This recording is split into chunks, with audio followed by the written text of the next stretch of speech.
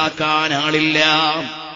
ഭൗതിക വിദ്യാഭ്യാസത്തിന്റെ ഭ്രാന്തിൽ നിസ്കാരം ഖളാക്കി കളയുന്ന ആധുനിക വിദ്യാർത്ഥികളെ, ആ വിദ്യാർത്ഥികളെ പറഞ്ഞുവിടുന്ന ഉമ്മമാരെ, പൊന്നുമോനെ ഒന്ന് സുബഹിക്ക് എഴുന്നേൽപ്പിക്കാൻ മനസ്സില്ലാത്ത ഉമ്മ, SSLCയുടെ പരീക്ഷ എടുക്കുമ്പോ വിളിച്ചുണർത്തിയിട്ട് 4 മണിക്കിരുത്തി പഠിപ്പിക്കുന്നുണ്ട്. അല്ലാഹുവിനെ സംഭാഷണം നടത്താൻ സുബഹിക്ക് വിളിക്കാനുള്ള മനസ്സില്ലാത്ത ഉമ്മ, നിങ്ങളുടെ ഈമാൻ എവിടെ?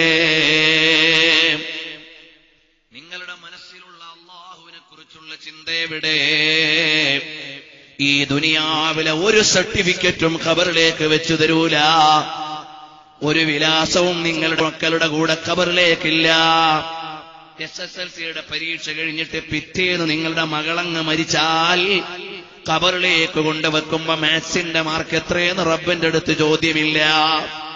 ഇംഗ്ലീഷിന് ഏത് ഗ്രേഡ് കിട്ടുമെന്ന് ചോദ്യമില്ല. ഒരൊറ്റ വിഷയത്തിന്റെയും പരീക്ഷയുടെ മാർക്ക് അന്വേഷണമില്ല. അതേ സമയത്ത് നിങ്ങളുടെ മകളോട് ചോദിക്കും, അവ്വലു മാ യുഹാസബു ബിഹിൽ അബ്ദു അൻ സ്വലാത്തിഹി, നിസ്കാരത്തിന്റെ മാർക്ക് എവിടെ മോളെ?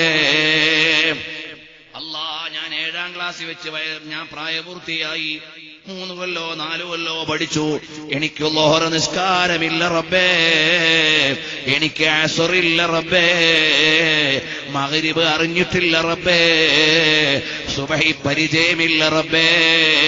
നിങ്ങളുടെ മകള് ഖബറിന്റെ കുഴിയിൽ കിടന്ന് വേദനിക്കേണ്ടി വരും, അറിഞ്ഞോ ഉമ്മമാരെ? ഞാനങ്ങനെ തിരുവനന്തപുരത്ത് ജുമുഅത്ത് പള്ളിയിൽ ഒരുപാട് ജുമുഅകളിൽ ഈ വിഷയം പറഞ്ഞു. ചില രക്ഷിതാക്കൾ എന്നാൽ 3 മണിക്ക് വിടുന്ന വലിയൊരു സ്കൂളുണ്ട് അവിടെ, വെള്ളിയാഴ്ചയും 3 മണിക്ക് വിടൂ, അല്ലെങ്കിൽ 2:30 വിടൂ, ജുമുഅ നിസ്കാരമില്ല. ചില വാപ്പാമാരോട് ചോദിച്ച്, എന്തിനാടോ നിങ്ങൾ ഈ പള്ളി വന്നിരിക്കുന്നത്? നിങ്ങളുടെ മകൻ ജുമുഅ നഷ്ടപ്പെട്ട് പള്ളിക്കൂടത്തിലല്ലേ, സ്കൂളിലല്ലേ? ചിലടക്കങ്ങ് വേദനിച്ചപ്പോൾ അവർക്ക് ജുമുഅ ഏർപ്പാടാക്കി. അങ്ങനെ അത് കണ്ടിട്ട് 1-2 കുട്ടികൾ ജുമുഅക്ക് പോയപ്പോൾ കുറെ കുട്ടികൾ അത് കണ്ട് ജുമുഅക്ക് പോകാൻ തുടങ്ങി. അപ്പോ ഒരു മാനേജ്മെന്റ് ഒരു ചെറിയ റൂമർ ഉണ്ടാക്കി, എവിടെ ഒരു മാവിൽ കല്ലെറിഞ്ഞു എന്ന്.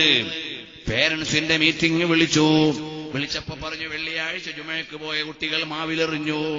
മുസ്ലിം കാക്കാമാരായ രക്ഷിതാക്കൾ ചോദിച്ചു, ഞങ്ങൾ ഈ സ്കൂളിൽ വിടുന്നത് നിസ്കരിപ്പിക്കാനല്ല, ഞങ്ങളുടെ മക്കൾക്ക് ജുമുഅ വേണ്ട. ഇത്രമേൽ ധിക്കാരമായി പോയില്ലേ? ഇത്രമേൽ പടച്ചവനെ മറന്നു കളഞ്ഞില്ലേ? എന്റെ മകൻ പഠിച്ചാൽ നന്നാവണമെങ്കിൽ വിമല ഹൃദയയിൽ പഠിക്കണം. എന്റെ മകൻ പഠിച്ചാൽ നന്നാകണമെങ്കിൽ സെന്റ് ജോസഫിൽ പഠിക്കണം. എന്റെ മകൻ പഠിച്ചാൽ നന്നാകണമെങ്കിൽ സെന്റ് സ്റ്റീഫനിൽ പഠിക്കണം. എന്റെ മകൻ പഠിച്ചാൽ നല്ല മാർക്ക് കിട്ടണമെങ്കിൽ ശ്രീബുദ്ധയിലാകണം. എന്റെ മകൻ പഠിച്ചാൽ നന്നാകണമെങ്കിൽ ഗോകുലത്തിലാകണം. ഒരു മാനേജ്മെന്റിനെയും ഞാൻ കുറ്റം പറയുന്നില്ല.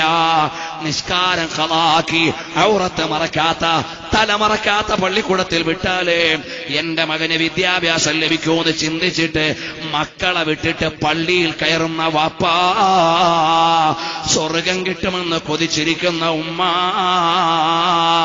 നിങ്ങളുടെ മക്കള് താരിഖു സ്വലാത്തുകളായാൽ ഇസ്ലാമിന്റെ ഭാഷയിൽ അവരുടെ രക്തത്തിന് വിലയില്ല.